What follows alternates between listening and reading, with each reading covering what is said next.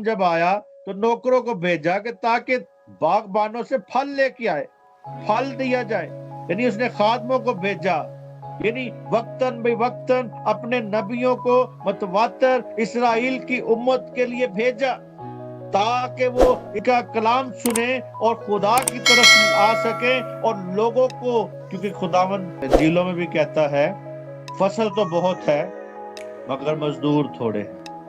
یعنی وہ فصل اس کو نظر آ رہی ہے، اسے پتہ چل رہا ہے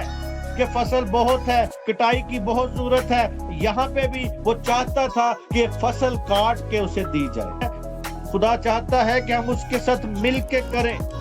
وہ چاہتا ہے کہ ہم اس کے ساتھ مل کے اس کی فصل کو کاٹیں اور اس کے لیے پھل پیدا کر سکیں، کہ بنی اسرائیل قوم مجھے جانے پہچانے اور مجھے اپنا مالک جان لے۔ کہ آج بھی وہ چاہتا ہے کہ خدا کو کون قبول کر رہا ہے۔